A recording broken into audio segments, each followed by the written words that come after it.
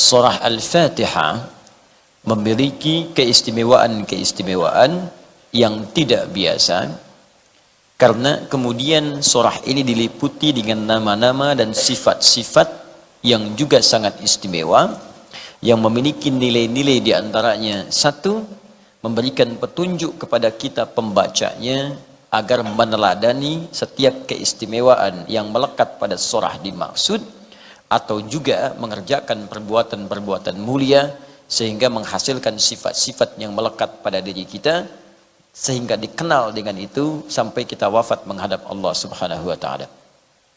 Yang kedua, seluruh kemuliaan yang melekat pada sifat ini juga menunjukkan fungsi surah itu dalam aktualisasi kehidupan, bukan sekedar menjadi bacaan. Kalau kita sebutkan misalnya surah Al-Fatihah ini adalah Asy-Syafi, sang penyembuh dengan izin Allah Subhanahu wa taala, maka bacalah surah itu ketika kemudian kita dihadapkan pada penyakit tertentu, apapun penyakitnya. Karena itu nanti di pertemuan sebelumnya bahkan telah kita kisahkan bagaimana seorang dari kepala suku, ketua kabilah, tersengat kalajengking itu sampai dengan sekarat, racunnya sudah menyebar, medis kemudian sudah angkat tangan, tabib sudah kemudian tidak mampu berkata menyembuhkan. Maka seorang sahabat dengan izin Allah Subhanahu wa taala membacakan Al-Fatihah ini, lantas kemudian dengan izin Allah diberikan kesembuhan. Karena dia paham fungsinya, Asy-Syafi, bacakan sembuh. Ya? Kemudian ada fungsi-fungsi yang lain misalnya, ya, Ummul Kitab, Asasul Quran, ada Al-Kafi, Ar-Ruqyah, Ruqyah untuk mengangkat hal-hal negatif yang ada pada diri seseorang. Ya, tidak terkait dengan jin saja, tidak, sifat-sifat buruk tuh. Ruqyah dengan diri sendiri, ya. Selalu iri hati pada orang misalnya. Punya sifat dengki, dendam berlebihan. Ya, hati-hati, merasa bahagia kalau orang susah. Bahagia nih kalau dia susah nih. Nah, itu bahaya, itu sifat itu. Bahkan kata Al-Quran diisyaratkan, orang hasad itu sampai malam gelap gulita, itu nggak bisa tidur. Makanya kita berlindung dari penyakit hasad ini, karena dampaknya ini bisa membuat kita pun gelisah yang terkenanya. Sampai tidur pun nggak enak. Qul a'udzu birabbil falaq, min syarri ma khalaq, wa min syarri ghasiqin idza waqab, wa min syarri naffatsati fil 'uqad, wa min syarri hasidin idza. Perhatikan, orang hasad itu disamakan dengan penyihir. Awas, naffatsati fil 'uqad. Ya, sama dengan penjahat di waktu malam, ghasiqin idza waqab. Kalau Anda tinggal di satu tempat misalnya, masuk ke satu tempat atau hutan belantara yang banyak perompaknya, tiba waktu malam, tenang nggak? Tidak. Karena kapan saja bisa dirampok, kapan saja bisa dirampak, Anda nggak tenang. Sama dengan begini, Anda ingin uji nyali, mau ada TV mau nggak? Masuk kemudian ke suatu tempat, rumah yang sudah ada bongkahannya, tidak ada tuannya, ada pohon tumbuh di dalamnya, ya. Tiba-tiba mau tidur di situ, belum masuk sudah bergerak. Wah, terdengar suara. Apalagi jelas terdengar, balik siap, katanya kan. Oh, pulang, sebagainya. Ada suara terdengar, pulang, ya kan? Baik, mau tidur di situ tenang nggak? Tidak.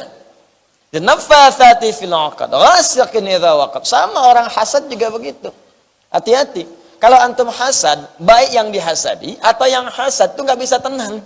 Bahkan mau tidur pun masih mikirkan orang yang dihasadi. Capek hidupnya. Dalam mimpi pun masih ke bawah juga. Gara-gara dia nih beli kulkas dalam tidur, Anda bayangkan. Masih ke bawah, hidupnya nggak enak.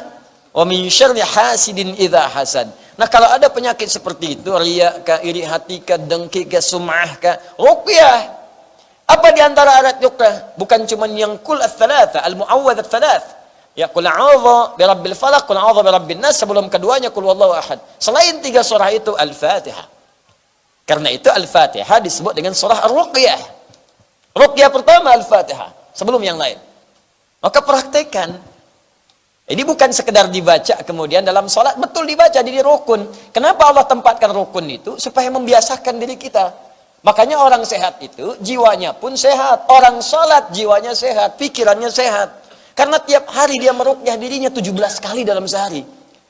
Makanya kalau ada orang sholat, masih iri hati, masih dengki, masih dendam, masih hasad, pasti ada yang salah dengan sholatnya.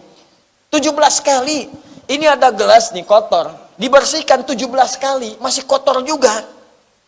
Bagaimana cara membersihkannya? Mungkin dia mengelap pakai lap yang sudah ada olinya, jadi kotor juga.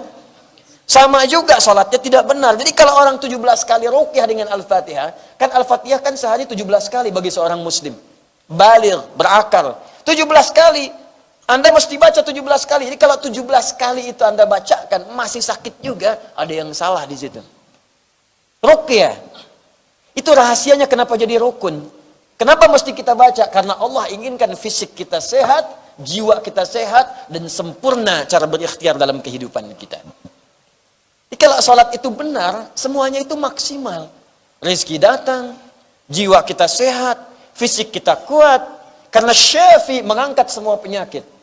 Quran surah ke-17, ayat ke-82.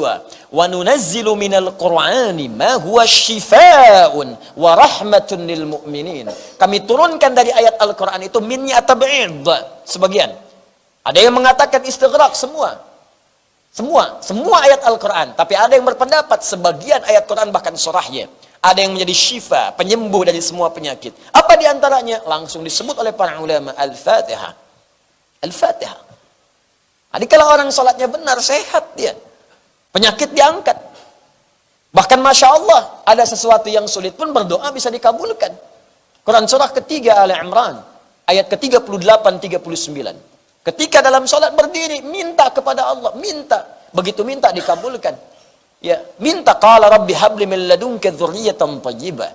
Maka ia berdoa Nabi Zakaria, ya Allah, mereka mengatakan aku enggak mungkin punya keturunan.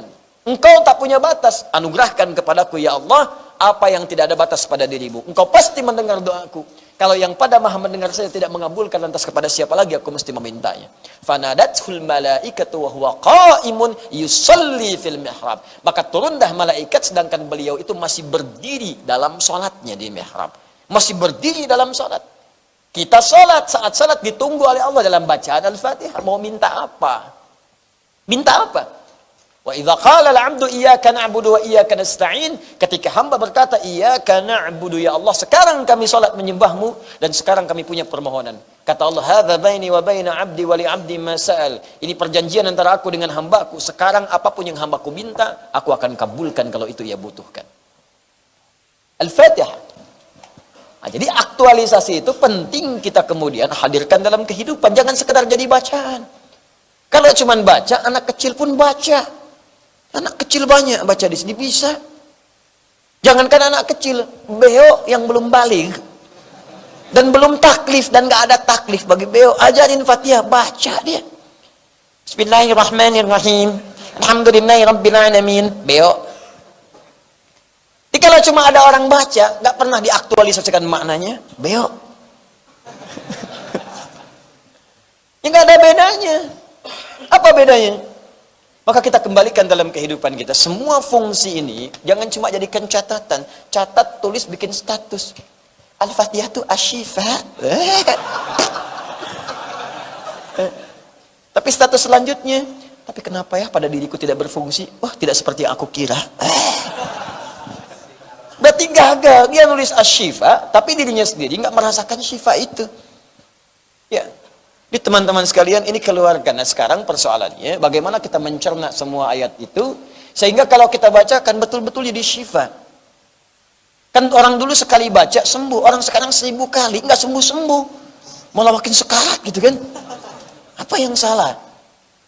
Orang dulu di ruqyah Al-Fatihah selesai, orang sekarang bacaan Al-Fatihah jinnya senang. Saya pernah dapat kisah nyata ini, langsung orangnya bilang ya, bahkan luar biasa ini, Ustaz, ada pegawai saya di toko pakaian kesurupan. Ya. Tapi ini menarik. Kesurupannya baca Al-Quran. Ternyata dilihat-lihat, ini pegawainya ini memang dulunya jarang sholat, jarang macam-macam. Ketemunya jin soleh. Masuk. Baca gitu. Itu ngelukainya susah karena dibacain Fatihah malah senang jinnya. Anda bayangkan? Tapi pelan-pelan hilang dia. Begitu hilang, waduh kamu beruntung dia di sini nih, ketemu jin muslim. Ya, langsung diingatkan dan sebagainya. Jin aja ngajak kamu sholat, masa kamu yang manusia tidak?